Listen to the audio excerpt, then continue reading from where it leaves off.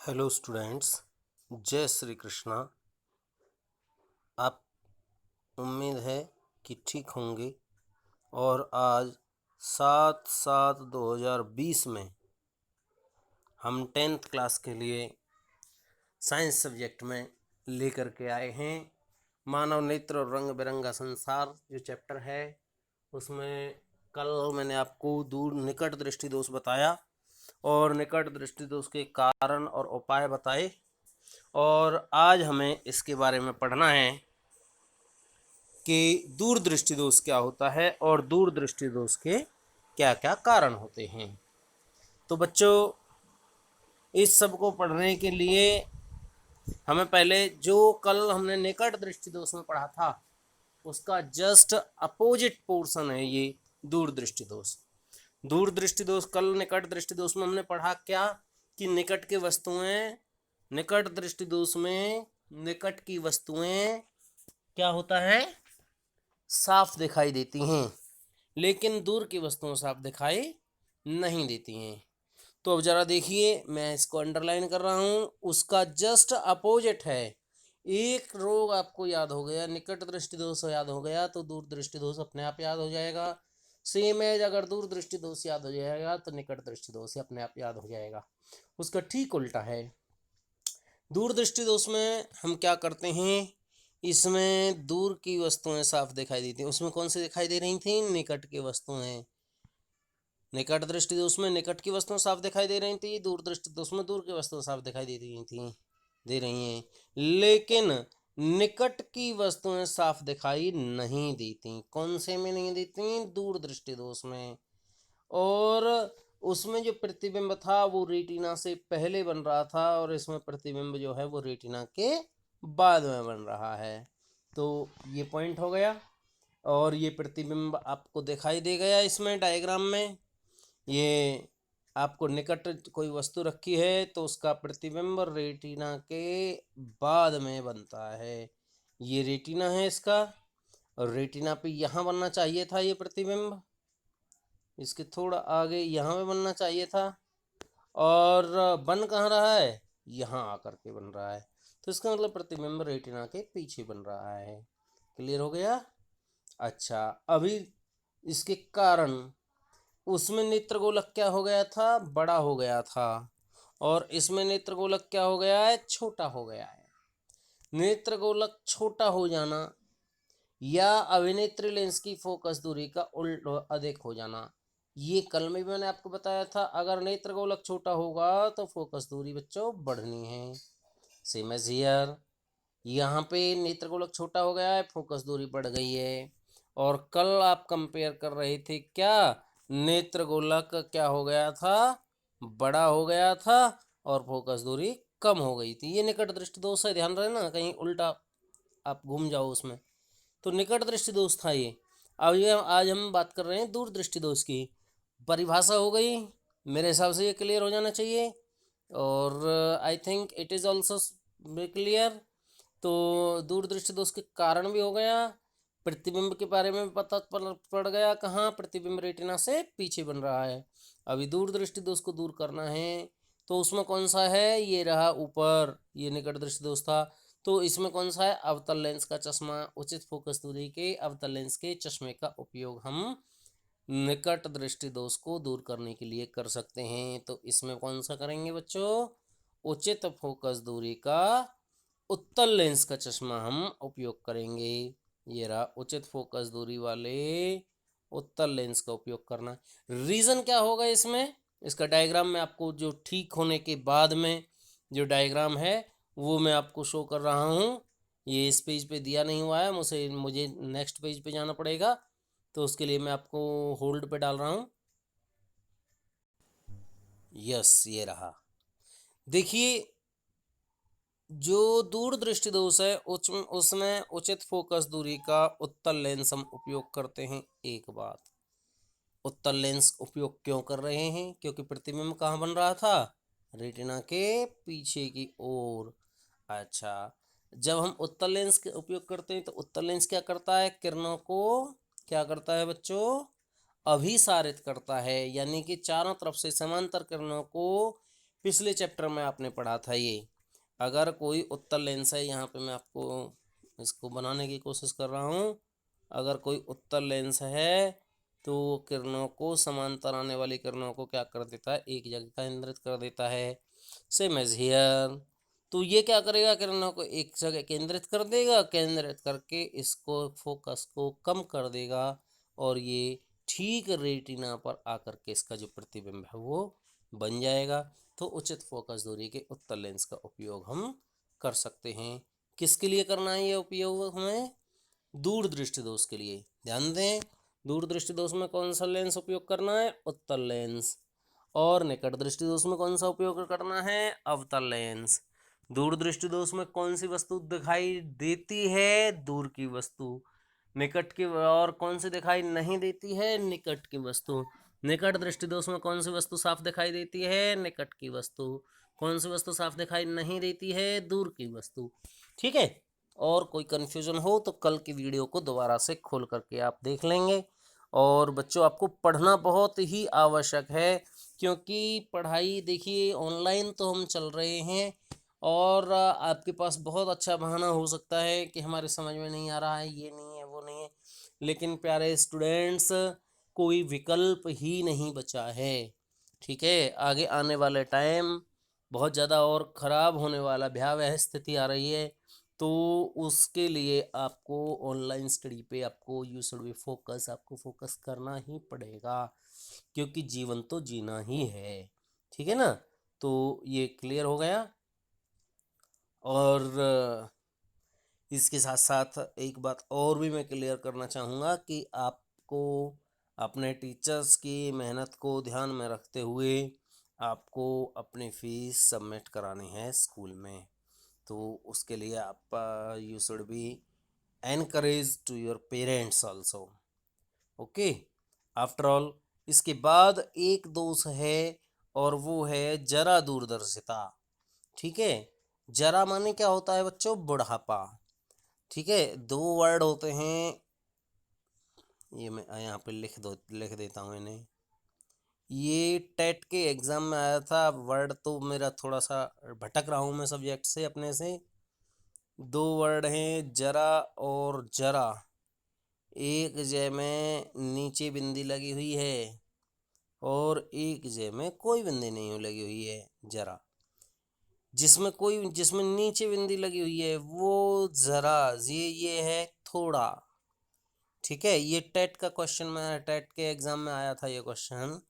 जरा मीन थोड़ा, और जरा माने बुढ़ापा। ठीक है, जिसमें कोई बिंदी नहीं है वो है बुढ़ापा।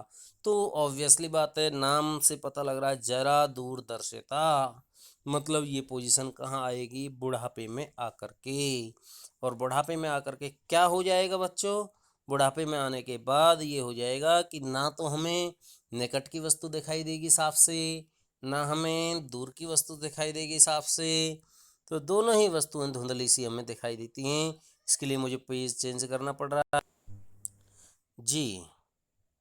तो उम्र के बढ़ने के साथ साथ व्यक्ति को न तो निकट और दूर दोनों की वस्तुएं साफ दिखाई नहीं देती हैं। इसके कई सारे कारण हो सकते हैं। नेत्र जो होता है, क्या होता है, उसका लचीलापन या तो कम हो जाता है या फिर समाप्त सा ही हो जाता है। ठीक है, बुढ़ापे में मानव नेत्र का लचीलापन कम हो जाता है, नेत्र के लेंस का। और नेत्र लेंस किसका बना होता है, पक्षमावी पेशियों का, तो पक्षमावी पेशियां ही कमजोर हो जाती हैं। ठीक है, और इसमें जो निकट बिंदु है, निकटतम बिंदु, मानव नेत्र, स्वस्थ नेत्र के लिए निकटतम बिंदु की दूरी कितनी होती है, 25 सेंटीमीटर। तो वो क्या हो जाता है, दूर हो जाता है। ठीक है ना, निकटतम बिंदु दूर हो जाता है। तो ये आपको याद रखना है। और इसके बाद में अब इसको दूर करना है, इसका ट्रीटमेंट हमें करना है। तो ट्रीटमेंट करने के लिए हमें क्या करना है बच्चों, जरा दूरदर्शिता को दूर करने के लिए व्यक्ति को द्विफोकसित लेंस के चश्मों का उपयोग करना है। ऐसे चश्मे लेने हैं जो कि द्विफोकसित लेंस है। अब बात आती है, ये जो मैंने यहाँ पे जो जीव बनाया है, ये कौन सा जीव है 84 लाख योनियों में से, ये कौन सा जीव है बच्चों। मैं एक साइंस का टीचर हूँ और ड्राइंग बहुत अच्छी नहीं है, तो मैंने जैसे स्वच्छ भारत में महात्मा गांधी जी का स्पेक्ट्स यानी चश्मा बना होता है, वही चश्मा मैंने आपको बनाने की कोशिश की है। आप अपने हिसाब से उसे बना सकते हो। इसमें क्या है, द्विफोक्सित लेंस है। इसमें जो नीचे वाला जो लेंस है जो पढ़ने के लिए उपयोग हो रहा है वो उत्तल लेंस उपयोग हो रहा है, और ऊपर जो लेंस है वो कौन सा है, अवतल लेंस उपयोग हो रहा है। एक बात और मैं पिछले चैप्टर में दोबारा जानना चाहूँगा कि उत्तल लेंस जो होता है, ठीक है, उत्तल लेंस जो है और उत्तल लेंस और उत्तल दर्पण दोनों की फोकस दूरियां धनात्मक होती हैं, याद रख लेना। ये अवतल दर्पण था और ये अवतल लेंस है। अवतल लेंस और अवतल दर्पण दोनों की फोकस दूरियां नेगेटिव माइनस में होती हैं। क्या है ये फोकस दूरी, क्लियर? अवतल लेंस और अवतल दर्पण दोनों की फोकस दूरियां ऋणात्मक होती हैं, और ये उत्तल लेंस है, इस तरह से था, और ये उत्तल दर्पण है। सॉरी, उल्टा बता दिया मैंने। ये उत्तल दर्पण है, ये उत्तल लेंस है, और दोनों की फोकस दूरियां कैसी होती हैं, पॉजिटिव। तो पिछले चैप्टर से भी मैंने आपको इसमें कनेक्ट कर दिया है। तो उम्मीद है कि आपके ये समझ में आ गया होगा।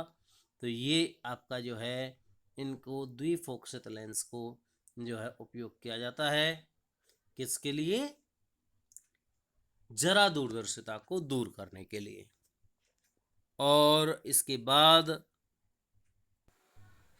यस स्टूडेंट्स, तो हालांकि ये शायद पूरा हो भी ना ये टॉपिक, प्रिज्म से प्रकाश का अपवर्तन।